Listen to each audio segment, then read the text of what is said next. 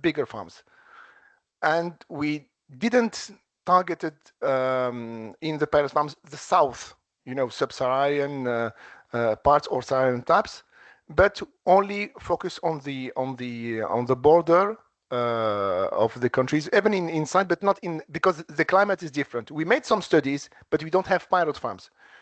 So in order to convince these farmers about the modeling and the business model we are bringing, we need to show them what are the gain. I can give you an example. They were using diesel engine for the pumping, and the diesel engine was oversized, like 7 times what they need, because in their mind, it's if you don't use the motor at its nominal power, then he will not suffer and he will last longer. But this is not good because the efficiency is very, very low. But how do you convince them? So we bring an electric motor with PV panels, with inverters sized at the right rate, and it was enough. And we show them that they are gaining in all the economical aspects, bringing or buying diesel, gasoline, etc. over the year. So you need to show them, not by computation only, but by the field. Also, another aspect, so this is TRL6, okay? We have TRL4 at the labs, so in University of Tlemcen, in Ensao, Morocco, and in University of Lorraine, where I am, with some small inverters, so 3-phase inverters, with low-cost digital signal controller. So we bring this prototype, and now it's working. Okay, how to go to market with that? We have a problem of not even policies, but of certification. If you want to tell Sonelgaz, which is the electrical operator in Algeria, if I take the case of Algeria, the norms, how do you make your certification of your product? As it's an emerging market and these products are new, you don't have any certification agency that can certificate.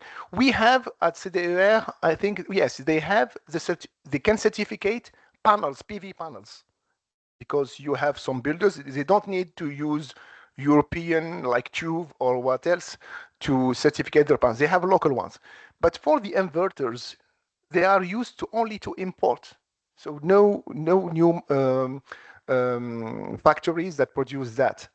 So this is an obstacle. Okay, so I can raise 2 obstacles for rurals. The farmers need to be convinced not only by model or computation or report. They want to see things.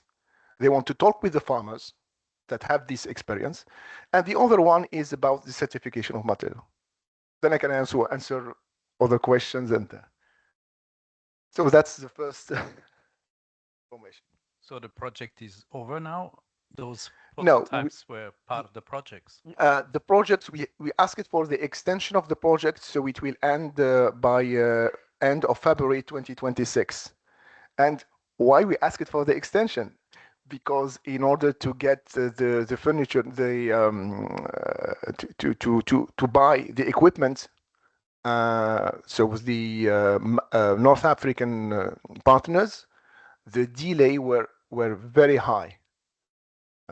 Because of they didn't get the budget at the right time, and then to make to have the pro forma and all the things, and to get the because they must go through special agencies, so the delay are very, very high in comparison to Europe if you want to buy some product or. So this is the first thing. The other thing that delayed in the project is the PhD student recruitment, because we have 2 phases. We have the technical, the socio-economical, and also the scientific one. We have 3 PhD plus 2 not funded by LEAP-RE. And the agenda of the PhD is not the same as the agenda of the LEAP-RE project. But now we have experience. We will not do co-tutel again. We apply for the LEAP SE. We will do co-supervision. We will only Well, okay, it's not in the panel, but we gain experience from this. We know how to build this project, and we will write it. So all this will be in the report for the future partners of future LEAP-RE. So best wishes, because after you get this extension, the project ends, and you need to make sure that those prototypes and those innovative ideas that you gained can be further extrapolated to other. So you need a plan for this, right? Yeah. First, we have a large portfolio of stakeholders that we contacted. We have farmers that we are doing like information and how the capacity building. So to engage these farmers, to show them how it works, how you can run these microgrids systems.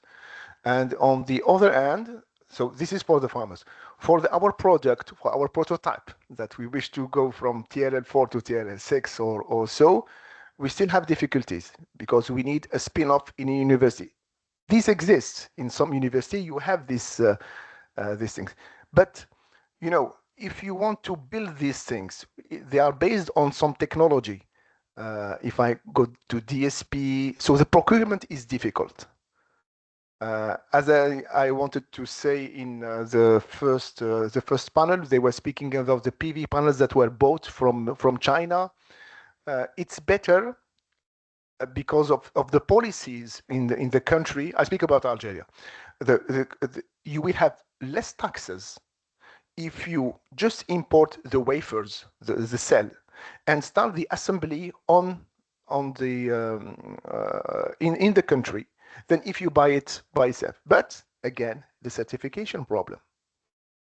So for our product, we should rely on a university spin-off or a research center spin-off facilities, a hub.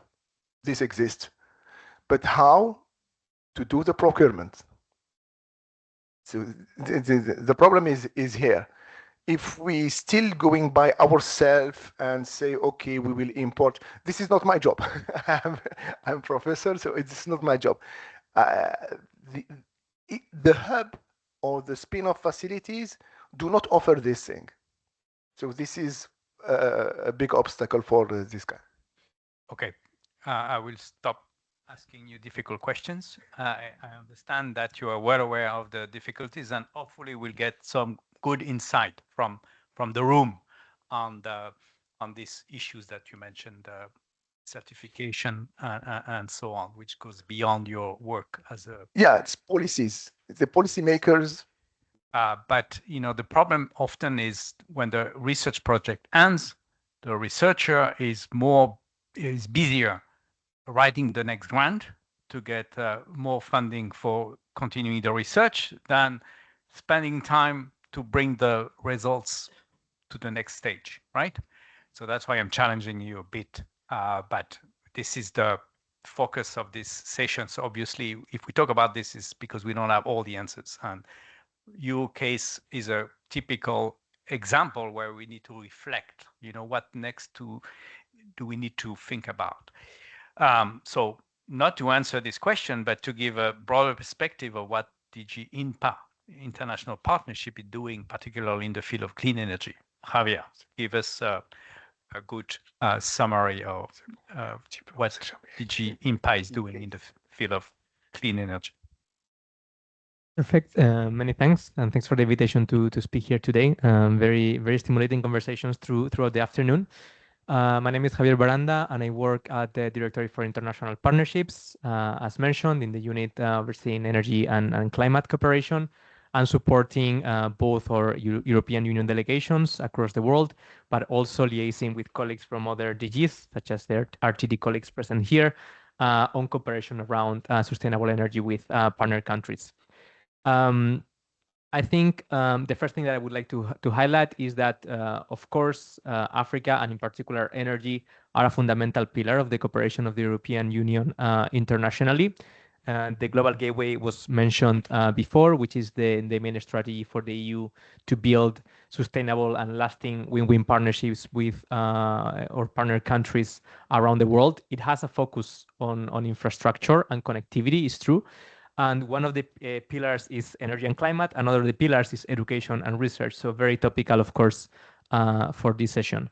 And within that, of course, if we talk about energy cooperation, like Africa continues to be like a key partner and the biggest partner for the European Union. Just a few days ago, during the Global Gateway Forum that was held here in Brussels, our president announced a new cooperation package, Team Europe package of more than 600 million euros to support renewables, the scalable renewable energy technologies in Africa. This is in line with a G20 campaign that has been jointly developed with the president of South Africa, and also aligned with other initiatives regionally, such as the World Bank Mission 300. So very much in alignment with what the regional governments and institutions are doing right now. Of course, this is only one part of the puzzle. We have much broader Team Europe initiatives that are tackling the energy topic in the region. One of them that also was mentioned was the Africa-Europe Green Energy Initiative, AGE in short, which, just to throw some numbers on the table to give you an idea of the scale, aims to mobilize 20 billion in financing from Team Europe partners between 2021 and 2027, and aiming to install over 50 gigawatts of renewable energy capacity across the continent, and supporting 100 million people to access electricity. So, of course, very big initiatives with a regional scope, but behind them there are also individual and very targeted applications that we try to support the solutions that we see that are the best fit for our African partners and the context where they work. We were just mentioning, like, for example, of microgrids in Algeria, and for example, on microgrids, we are supporting in Uganda together with our German partners the Get Access program, which is basically trying to provide unblock the procurement for at a scale for mini grid systems, providing results-based financing, which is also tackling like that capital cost barrier that this type of projects will also fail when scaling up.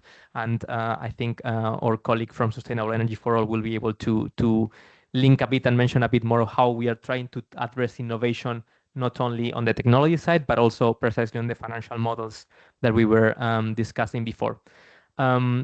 The Global Gateway overall is all about trying to build those win-win partnerships and discovering what are the shared opportunities that we have for cooperation in energy is one of the areas, but we have very clear that innovation, it has to be a key part of that equation, and that we need to bet both from the European side, but also from our African partner side on the most innovative technologies that on one hand ensure that European industry is still competitive in the current world, but that we are also helping our partners to leapfrog and to tailor those solutions to their local needs. So I would like to give maybe a bit more of a concrete example on how the investments and the cooperation on innovation and skills come together quite nicely, and that's the example of our cooperation with Namibia, who you might be familiar with. In Namibia, as part of the Team Europe, we are supporting a number of energy projects under the Global Gateway, substantially around the green hydrogen sector. Of course, being a country with a very high renewable energy potential and well positioned to enter the future hydrogen economy. And there's some very interesting projects, and I would like just to highlight one, which is High Iron, which is basically the first operating facility producing green hydrogen and decarbonized iron briquettes in Southern Africa. A really fantastic project that also has a very clear connection to some of the priorities and the interest from the European Union in the cooperation with Namibia. But this project is not happening in isolation. And we know that, for example, to successfully scale up this type of solutions and to help Namibia move down the value chain, in this case, for example, in the green steel sector, they will need the capacity, they will need the skills, the engineers, the scientifics. And that's why we are also coupling this with technical assistance support on technical and vocational training to form the next generation of engineers and specialists that will drive this industry in Namibia, as well as with different grants also from Team Europe partners to support pilot applications. So, that expertise can also benefit local applications and other sectors such as mobility and so on in the country. We also talked before about open access research and tools and how basically scientific research can inform policy-making decisions and planning. And in the previous panel, we had the colleagues from GRC, where we have a very long-standing collaboration on developing open access tools that, such as the Clean Energy Access Explorer, that have effectively informed the design of some of our programming and activities in places where, like Nigeria, where basically they help to drive an evidence-based procurement process to prioritize which health facilities to electrify under a European supported project. In places like Benin, also prioritizing which areas of the country would benefit more from the support of Team Europe. And in general on regulatory cooperation also with entities such as like the African power pools, in that regulatory dialogue and that planning that we try to see where our support can be more impactful for European partners. More concretely, from DG INPA, we have a series of instruments that we can mobilize to support investments and projects on the area of renewable energy.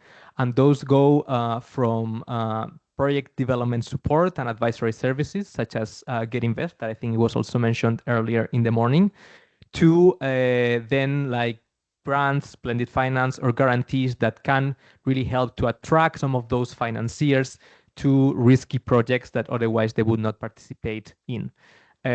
However, I mean, it's clear that, as we've seen also in the morning, sometimes it's challenging for some of these LEAP-RE projects, right out of the program, to integrate smoothly into the market and also perhaps to access some of these instruments, no?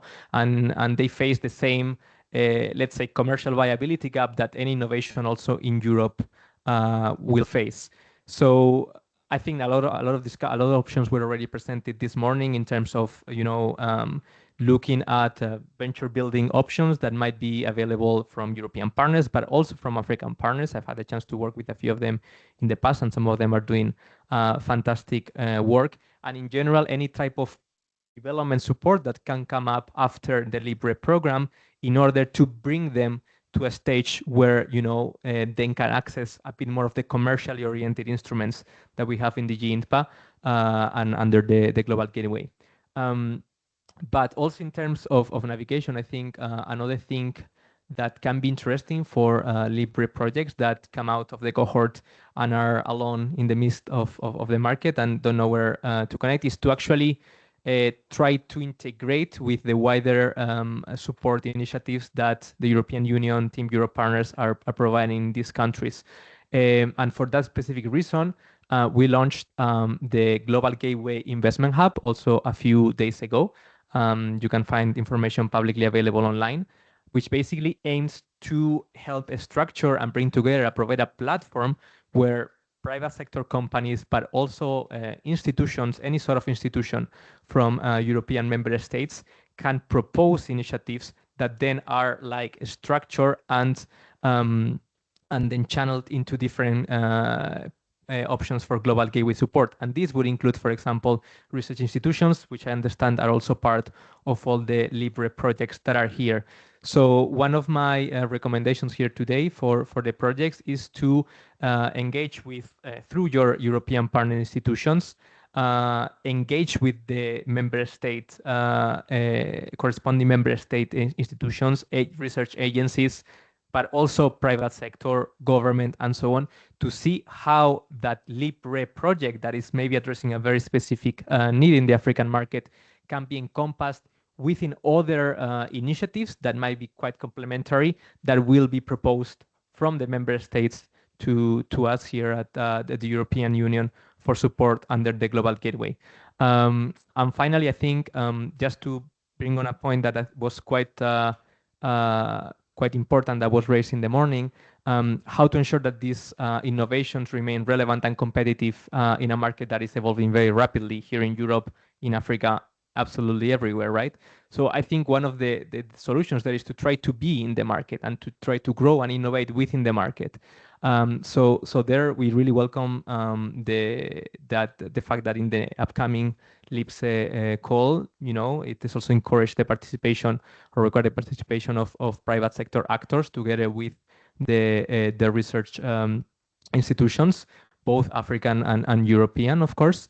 And I think that's a very important element to really try to bring these solutions to operationally and to scale, because we have a lot of companies, European, African companies, that are already covering these markets at a scale with products that they are constantly investing, innovating, and improving. And if we can innovate on that basis, if we can improve what they do to meet the specific needs, things that obviously might not be under the radar and add that value, I think we will have a much easier channel to commercialization and scale for a lot of those solutions. Thank you. Thank you very much, Javier. I feel quite encouraged after listening to you to show how the different part of the Commission actually are working together, not in silo. I mean, the way you work together with DG Research and Innovation, DG NR, DG Joint Research Center, and the EU delegation to really try to identify the best opportunity. And the new opportunities now with this investor hub, where we also work with the EU member states, so and the various stakeholders to be more effective in the way we are targeting our funding. So now let's move to the last presenter, which will give a more global perspective on the question we're discussing. Tamojit Chatterjee is working with Sustainable Energy for All. He's connecting from Austria, I understand. Are you with us? Hi, Laurent. Can you hear me? Okay, so can you tell us in 5-10 minutes how you operate in Africa and lessons to be learned from other parts of the world? Over to you. Yeah, thank you, Laurent, and very nice to be with you. Unfortunately, virtually, but hoping to sort of join the next time. I also do realize that I have the difficult task of making my intervention interesting between a sundowner and the long day that you've had today. So I'll try to be very concise. But my intervention will mainly focus on the upscaling and the market creation aspects of this session. And one of the things that we are learning at Sustainable Energy for All is that scaling energy innovations does not only require good technology, right? It requires more than that. Especially, we've heard some of the previous speakers as well allude to sort of having the right policy environment, having sort of the coordinated planning and coordinated ministerial approaches, financing structures that deal with the correct level of sort of the project itself. And it needs to work for both investors and the communities at large, right? So with that, let me share some of our learnings that we are seeing on the ground. We, of course, have a very large program or programs rather in Africa. We are active in around 24 countries. Also working with partners such as the EU and the World Bank and the AFD on Mission 300 that Javier alluded to. But we are also working in Asia, for instance, especially in India and the ASEAN region. Most of the work that we do is both at the upstream and downstream, but really more on the policy and planning level upstream. And we help support governments in creating enabling market conditions before capital flows, right? So this is sort of the heavy work that goes into helping ministries, for instance, translate energy strategies into actionable energy plans. We do this through open source energy modeling tools and models. We also then help identify investment pipelines based on sort of these energy access, energy transition plans that we co-create with the governments. We also do a lot of regulatory work, especially in regards to mini grids, and that's something that I will speak to in terms of some of the local examples in a few minutes. We also do a lot of work. Someone was speaking about RE value chains. I think Lofty, especially in terms of localizing renewable energy value chains in countries, also from a cost perspective. So it's about bringing down costs. There's an energy security element there as well. But it's also really about encouraging national local innovation, bringing in, private sector interest within the country and helping develop local markets there. And we do a lot of that work through South-South cooperation. So bringing examples from, let's say, China or India to some of the countries in Africa and vice versa, right? So there's always a scope for learning in terms of which regulations worked, which sort of policy tweaks really unlocked the market in a specific sector. And then finally, we work with ministries and building capacity within energy institutions such that they are able to help structure, identify bankable sort of project pipelines. So I'll give you two examples of these works, and they are specifically focused on Africa. So one of them is with the EU, so that's in Sierra Leone. So we are right now working with the government on and with UNOPS and the EU on a $34 million results-based financing facility for accelerating access to energy, especially through mini grids, right? But there was a lot that went in before this sort of RBF mechanism was put in place. And that really was around working with the ministries, with the president's office as well, in fact, to put together an energy sector plan that looked at the kind of capacities that are needed. It had a geospatial aspect in terms of where will the grid go in the next 10 years, where do mini grids come in, where do solar home systems come in. And then we worked really on the mini grid regulations and the tariff setting mechanism side as well, right? And what is very clear in terms of the way that we sort of structured it, and one of the key learnings was that without clear regulations, first, you will not have private sector investing, right? And there will not be sort of a market that private sector will be confident to invest in. And that's the sort of thing that really laid the foundation for what we are calling as the Sogria project in Sierra Leone. And it's really a milestone-based investment support, right? So rather than giving upfront grants, we are helping sort of help developers, private sectors, identify very specific targets against which they get reimbursed through a grant.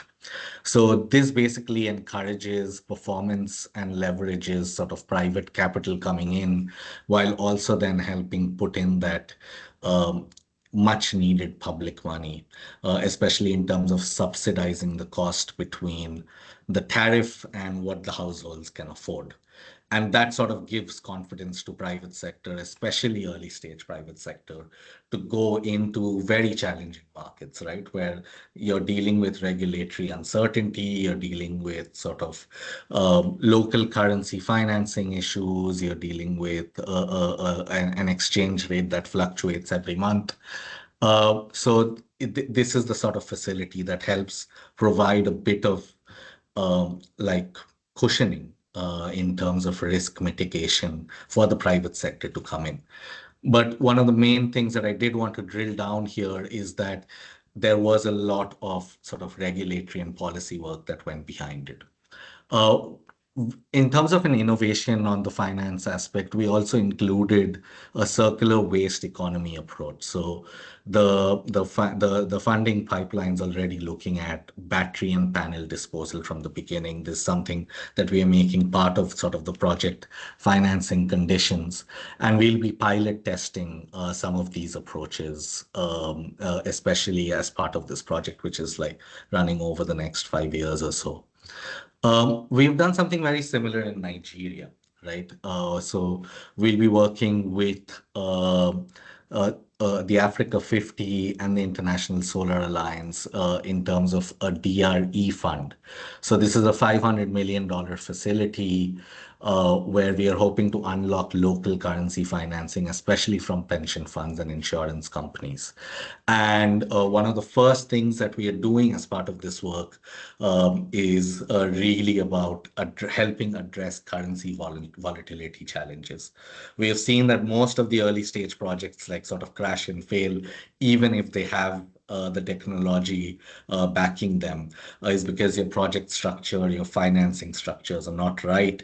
You're heavily dependent on international financing sources. So it's about how can we help innovate project preparation, etc., to help encourage local finance to come in. And that sort of cushions against financing costs that come with international financing. So very quickly, I'll try and summarize some sort of the key challenges that we are seeing, not only in Africa, but especially around the world on energy access specifically. And that is that we still do have a fragmented funding landscape, right? So there are a lot of well-meaning initiatives, but they are operating separately.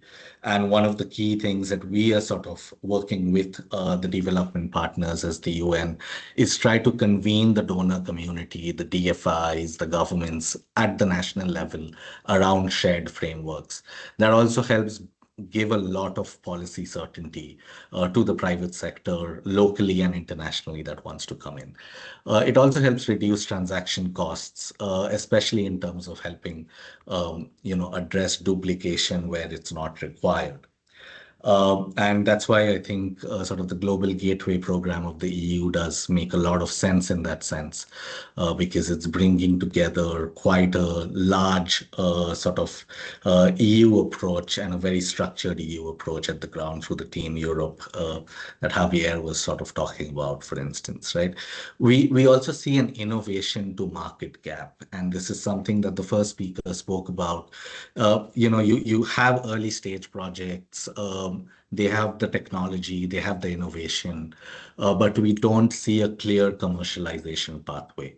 So it's about working with the private sector developers in terms of structuring the projects, ensuring that there are handoffs between early stage funding and the growth capital when it is needed, and it's about building capacity at that level.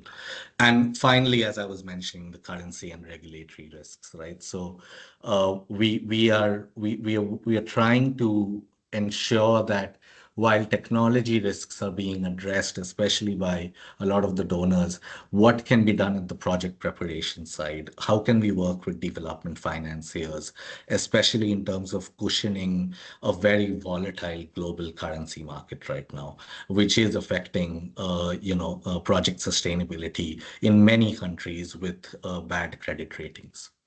So in conclusion, I think what we are learning, especially from Sierra Leone and Nigeria, is that there's no single solution. And that's why we require the government, the donors, and these financing structures to come together to help spur innovation at the private sector level. And happy to sort of work with everyone in the room to see how we can sort of accelerate that over the next few years. Thank you. Thank you, Tamojit, for your very interesting points. I have signals that we are already over time, but I would like to give an opportunity for the audience to make a few points. Short question, comments. Please introduce yourself, or it's not obvious who you are, and be short. So there's one gentleman over there. Then yeah, thank you. I just have two questions. The first question. One question is enough, because okay. The most important question is to LGI. The market in Africa is highly informal. The formal part is very small. The informal part is very big, and a lot of these innovations are going to have a lot of interest in the informal sector. How have you managed to assess the risk of that sector, given that it's not easy to get data, to get information, and then input in your business model? Okay, is your question to somebody else? The other one is on waste, and I just wanted to Actually, it's to you. It's on the waste. These renewables are going to generate a lot of waste in the Right. in rural Africa. That was mentioned by the previous speaker. Yes. Yeah. So how do we have a strategy of innovation beyond that? Okay. For example, there are But batteries that are going to be in the villages. There are solar panels that are going to be in the villages. And in Africa, we don't have a system to waste collection in the villages. How are we going to extract these things once they get there? Or how to get them out? Then we have a question in front.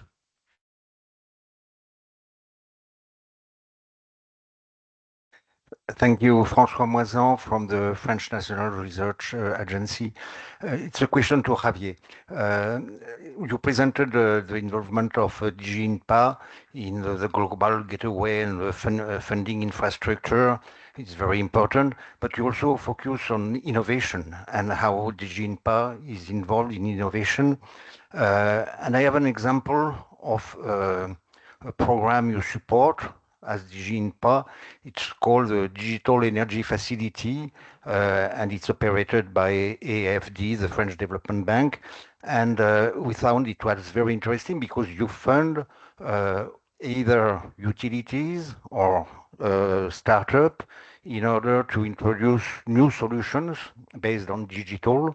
And we found interesting to have a collaboration. So on our side, we ask AFD to be associated partner in LEAP-RE, the new program we fund. But my question is, you spoke about the investor hub. Do you think it is possible to imagine to have a more formal cooperation involving DG RTD and DG INPA in order to bridge this gap and to have a more coordinated support of research result and innovators toward the market? Is it possible, for example, to have a common, I dream, maybe to have a common program or something like that? Thank you. Thank you. And can we have a last question? I would like a question from a lady because we have an issue with a gender issue on our panel. At least I would like a question coming from a lady. Please. Thank you. And then I will give the floor to the panel. Yeah, hi. This is a question for Tamoyet.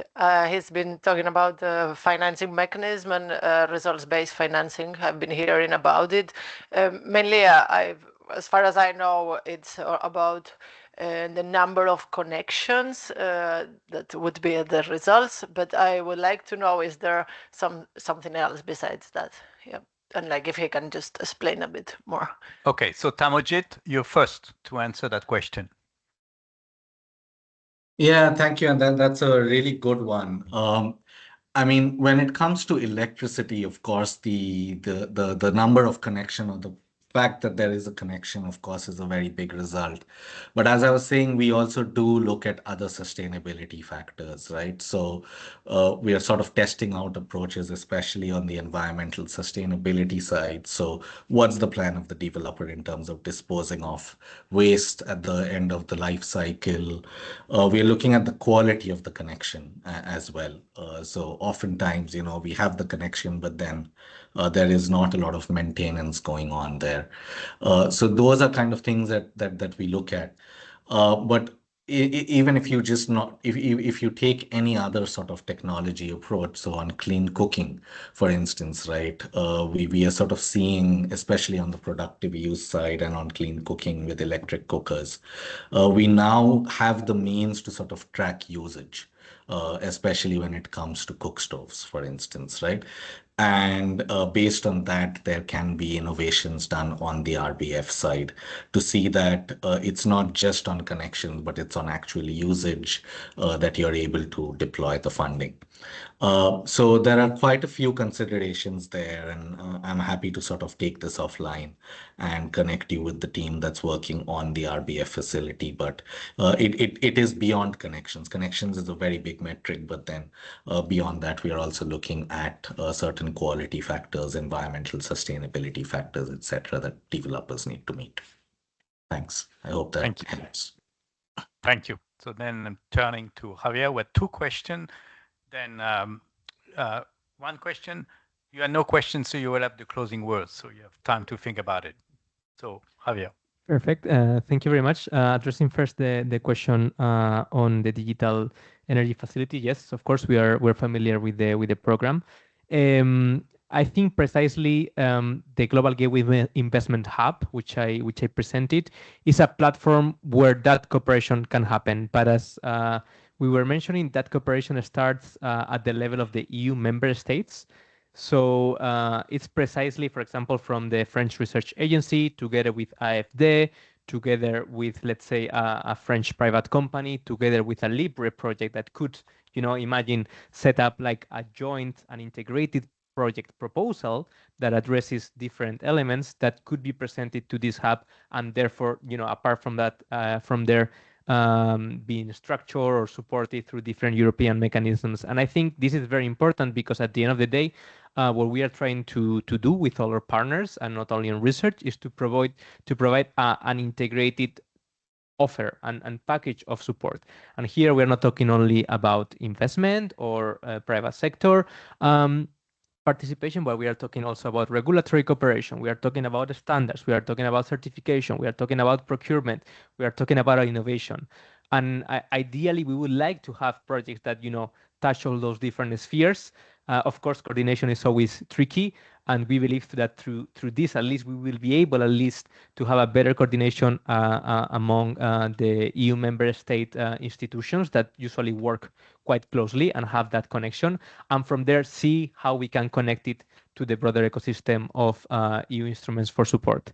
And regarding the closer cooperation with RTD, I mean, I think it's precisely on what we were discussing about of, seeing how we can support these projects straight out of their cohort and to bring them up to that commercial viability level where they can be picked up by our support mechanisms, where they can pitch to development finance institutions, where they can tap into a lot of the donor money that is out there that still needs to be coordinated, as we were mentioning.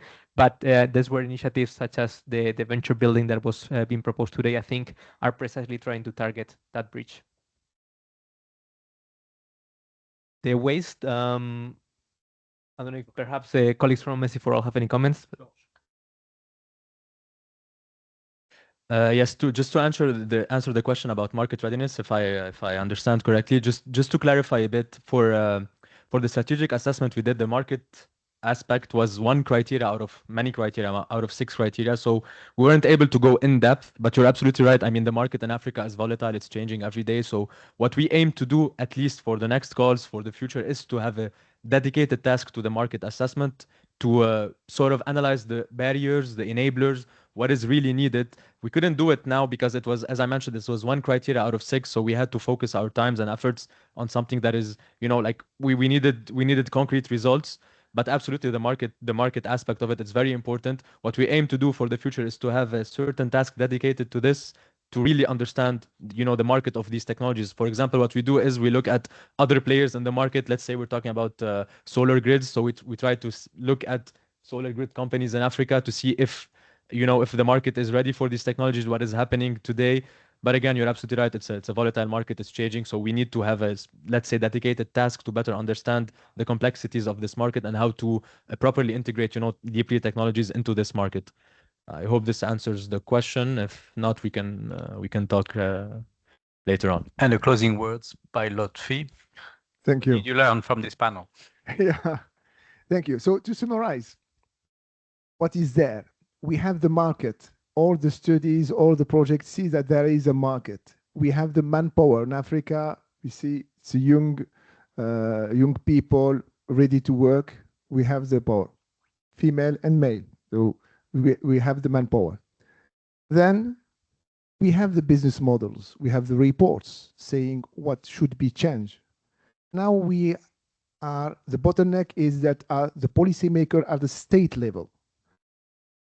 We have to target them to show them that if they want to develop their countries, they need to change things.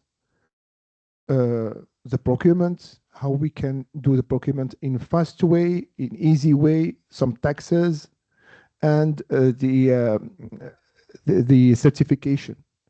Because you need to certify the products in order to get to make them, to sell them on the market, and to make the companies, the national companies or private companies, can buy them. Thank you. Thank you very much. So a round of applause for our panelists, please.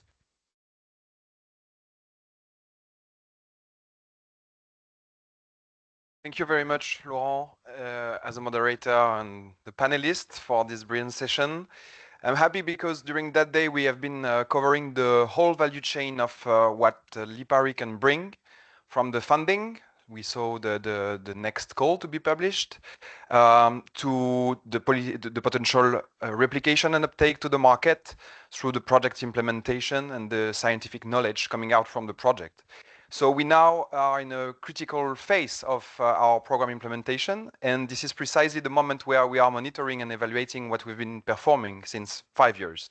So I would like now to give the floor to Elena Simion from the Romanian funding agency. I'm sorry, the name is impossible to tell for me. And you are the Vice Chairwoman of LEAP-RE General Assembly. Over to you. Thank you very much, Leonard. Good to see so many faces here. I think we can go directly to the last slide before the last slide. I think that together with where are they, my colleagues from Strathmore University, and I see Jovia there, we conducted during the summer, that's the one, interviews with the projects from Pillar 2 that have ended, and September and October interviews with Pillar 1 leaders, and I think some of them are here. We tried to look into what have you experienced during these years, what have you learned, what were your most challenging, I don't know if I can call them on-site or scientific or data-related issues that you experienced in the project and you're still experiencing. And we also try to pick up the best experiences and your recommendations for future programs. I have a lot of slides. I won't go through all of them, but I think it is good for you to know that we were listening to you and we do care about what you recommended to the future programs, be them co-fund or other innovation related support activities that will help you continue the work you've done. I think that all of us can be very happy with what we achieved so far. Funding agencies, partners, project partners, the European Commission, because most of the consortia from Pillar 1 have applied to the second, to LEAP-RE call, and they are planning to do so. They did that to continue projects that they started, small pilots or small solutions that are open source, and now they want to take them farther. You can see here that, yeah, they faced a lot of challenges, the project coordinators. It's not that easy to establish cooperation between two continents, different regulations, different policy makers.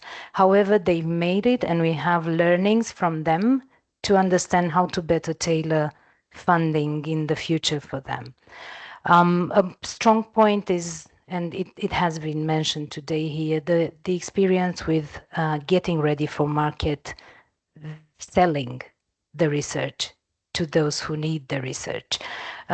We know, and I think the LEAP-RE coordination team should be happy with that, that the projects appreciated all the support mechanisms that were in place for them, be it related to capacity building, it's for the African partners, for an example, how to deal with European projects procedures, or be it related to how to make or how to get access to data on site in Africa, for an example.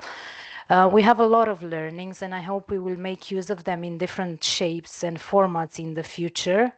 The exercise will continue. We haven't finished it yet. And we also work with the CCSE monitoring team to look into Pillar 2 and Pillar 1 results we had so far. So we're working together to this.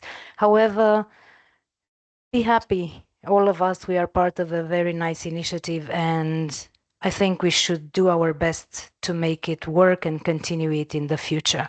So that's all from my side. Thank you.